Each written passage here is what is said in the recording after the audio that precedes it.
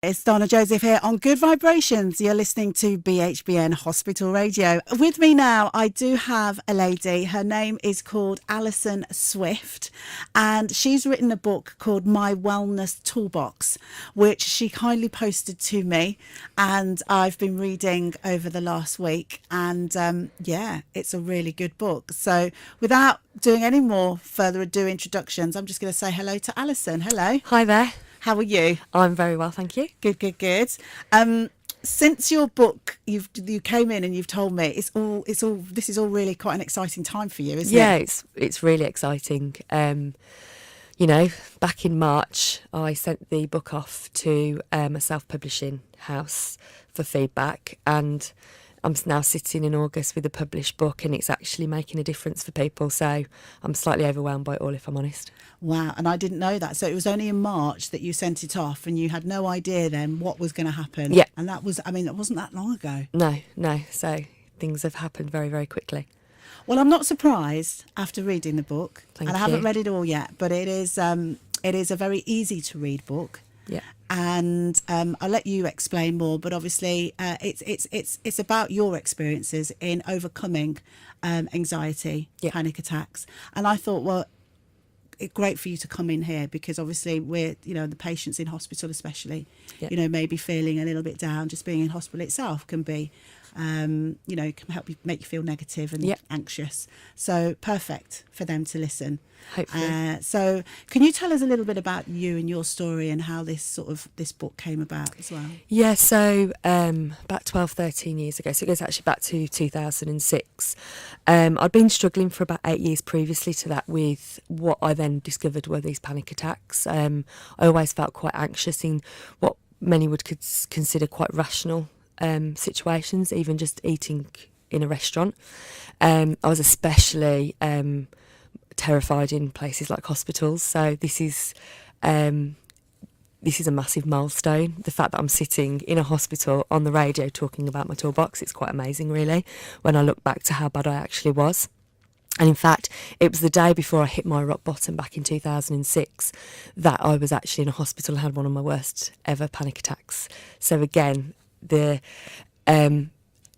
is quite momentous for myself. And probably a few members of my family as well who know about that time.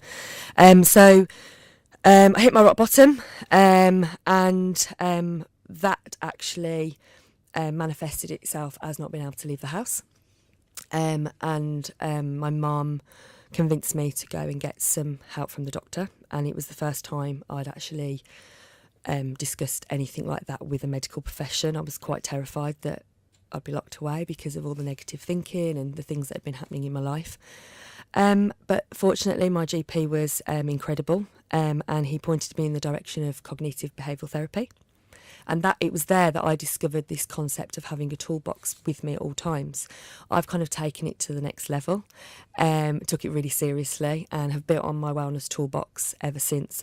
And not only has it enabled me to fill it with some really positive things, but I've not only managed anxiety day to day, I've pretty much overcome it. I still need those tools. I call upon them in a more proactive ways in situations that I used to find extremely nerve-wracking. But actually, it's a lot of these tools just give me a more positive outlook on life and have been pretty life-changing. Brilliant. And the book does go through, is it 26? Yeah, so there's actually 26 tools. I thought of a 27th once the book was published, and that was The Beach. That's another book then. That's another book coming along. But no, it's the 26 tools that I have used. Most of them are free, from water through to surrounding myself with positive people. There's music, breathing, all sorts of tools that actually, when I've looked back and reflected, have really helped me on this journey. And I wanted to get them out there. Did you hear me? I don't know if you were listening in the foyer to the show, but I was talking about the music, putting the music up, and it really helped me over the weekend. And I just whacked it up. Yeah. And it was through reading your book that I was almost, it's just a reminder. I think a lot of people know that it helps to drink water. Yeah. But sometimes it takes being reminded of that. And your book was a real a real reminder for me. And I think one of the messages that I really try and send through the book is that this is my wellness toolbox, and it's the 26 tools that have helped me. And what I wanted to do was share it, so even if one of those tools can help somebody else, which in this case they have, then take that tool and add it to your wellness toolbox. And your wellness toolbox might contain lots of other different things that aren't necessarily going to be in my wellness toolbox, but it's just to try and create that thought process and to trigger those ideas for anybody that's either struggling with a mental health challenge, mental health, or just seeking a more positive outlook in their life. Well, as soon as I received your book and actually had it in my hand, I could think of quite a few people that I thought this is going to help. Oh, brilliant. And but in a way it's brilliant that I can, but it's not, is it? It's quite sad in a way that there seems to be a problem with quite a lot of people now, more so than it should be. Well, it was actually, so 2 years ago, it was a 10-year anniversary of when I hit my rock bottom, and I realised how far I'd come in life from how I compared myself to back then. Just some of the fears that I've overcome, the fact that I have actually got married and have children, which 10 years previously, that wasn't really on the cards. And I decided to put something out on social media to say, hands up, I was in a really bad place. I really struggled, and sometimes still do today. But I have got this toolbox, and it really helps me. And the best thing I ever did was I went and spoke to somebody, and I went and asked for help, and that then set me off on this journey. The response to that Facebook post it really upset me, actually, because so many people throughout my life that weren't necessarily close friends anymore, but definitely were good friends in the past, but we'd lost touch, contacted me to ask, how have I done it? How did you overcome it? They were struggling day in, day out. So I started to share my tools with them, and that's kind of where I got the idea that I wanted to go on a bigger scale. Fast forward, that was in the August 2016. I was actually pregnant. My daughter Eloise was born in January 2017. So even though I'd started to write the book, it kind of got parked. And then my sister and I in the October were chatting and said, well, what about if we start blogging? Because my sister writes as well. And you can start to share your tools on Facebook within a closed group where people feel like they can share how they're feeling. And so we created SisterGoodness. Okay. And that's where we started to share the tools.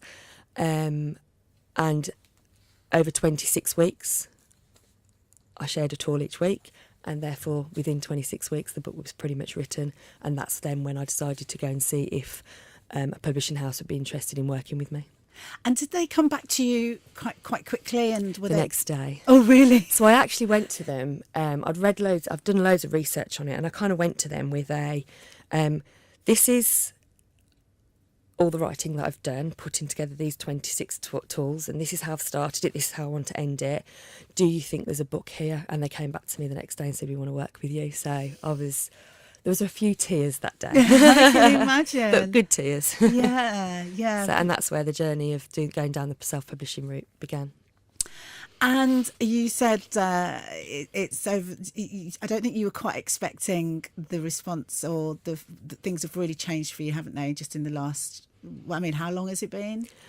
So the book was actually released on the 28th of September. So it is at 2 weeks today. August, you mean August? August, sorry. We're in September, aren't we? Yeah. Sorry, August, we're in September. So it's all going crazy. Your mind's just all over the place. Yeah, definitely. So the 28th of August, so is that 2 weeks today? That's not long at all. No. And well, it does not surprise me at all. Reading it, because it's not just the content and what's in there, the value of the content, it's the way you've written it. You know, it's obvious that you are a real person, and you write very well. Very easy to read, and I say that quite honestly because I'm not a reader. I don't read every day. I'm not that great at doing that, sticking to books, if you like. So I need a book that's written that I can really written well. So I appreciated that. When I actually was writing it, I very much wanted it to come across as something you could actually read in the middle of panic. And I know how that feels when you just want something to help you. Yeah. And actually you don't want a big 300-page document on the subject to help you in that particular moment. You just want something you can kind of refer to. And if anything, it's like a reference guide as well. And you can just easily go. There's only 2 pages, maybe 3 for most of the tools, just to keep it nice and simple, straightforward, and easy for anyone struggling. Yeah, yeah. There was one where you said acceptance. You could have written a lot more on that. There could be a whole book on acceptance. Well, you said, and I liked, because I got the idea of how you'd managed to do this, which I want to touch on as well. Is you were like, no, it's only you've only got an A4 piece of paper. And I think that's quite inspiring for people listening if they are thinking of maybe writing a book or writing things down. You obviously took a lot of pressure off in knowing that you've just got this to write on each one. Yeah. And I read that and I thought, oh, maybe I could write a book. And I think a lot of people said, how long did it take you to write? Well, every week for 26 weeks, I pretty much would write a chapter. I've got 2 small children. I've got my normal day job as well. So I had to... it had to be quite easy, not easy to write, but easy to approach, because I think sometimes when you think there's so much to do, you put it off. So even for my own mentality, actually, and how I approached it, I just wanted to be nice and simple. So I could just write a chapter within a couple of hours. So even though I did it over kind of a 6-month period, and I've had many, many versions of attempts in previous years to do something similar, when I made it simple, it was simple. Yeah. And I think that's another tool in itself. Yeah. Keep things simple. Yeah. And you did say that you've maybe already thinking about, or have you started on book 2? So I've actually started on book 2, which at the moment could change, because I am quite creative in some way. So I have other ideas popping in and out, is around scenarios. So hospitals is actually one of them. I think that's scenario 4 or 5. And it is actually how I apply these tools in those scenarios proactively. So if you know that you get nervous in certain situations, these are the things you can do to help yourself before putting yourself in that situation. So that's where we're heading next. This is really powerful stuff, because I do know of a couple of people, and they've mentioned scenarios. Yeah. You know, being on the bus. Yeah. Or walking on a busy high street. Yeah. And so they're all in there. Yeah. Or they will be there. They will be there. Yeah, I'm on chapter 7 at the moment. Oh, it's not going to be long, I don't think. And I imagine that getting such a positive response from book 1 is only going to encourage you and get this book 2 out even quicker, I imagine. Definitely. Yeah, it's been very motivating. So where can people get this book? Tell us where they can get it. So the actual the book is available on paperback and ebook. So ebook, it's on iBooks, and there's even a sample download, so you can actually read the first few chapters for free to give you an idea of if it's the kind of book for you. And then also paperback, it's available from Troubadour, who is the publishing house, Amazon, Waterstones online, WH Smith's online. I'm yet to hear from the publisher if any of those have made a big order yet to go actually in store, but at the moment it's definitely online and ebook for download. Wow, that's oh, that's excellent. And has it changed anything within you in your personal life and your family, friends? As people approaching you or talking to you differently? I mean, how has it changed things? I'm not sure if it's maybe a little bit. I think for some friends who didn't necessarily know how bad it was, then they found out in later years, and now reading the book and learning some more things about me. So that's, we've had some chats and discussions around that. I think my mum's doing more babysitting now, because I'm being pulled at 6 o'clock to do radio stations, which is quite exciting. But I know she doesn't mind. But no, it's just been really positive, and I've had so much support from my friends around me as well. And again, it's one of the tools in there, positive people. They've definitely shone through this process as well.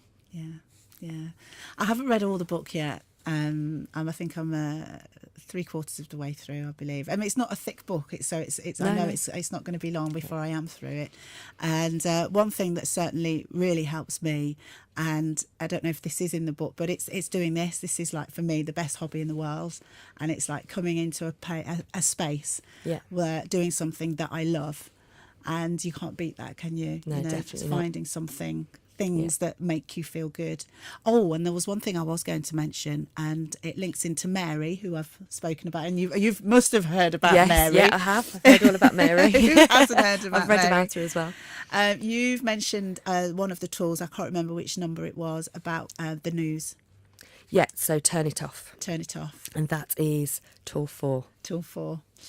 Well, why I was going to mention Mary is because her late husband, before he died, and we're going back a long way, and that's why I've mentioned this story a few times, because I think we're going back to the 60s or the 70s, when the TV and the media wasn't nearly as what it is now. Yeah.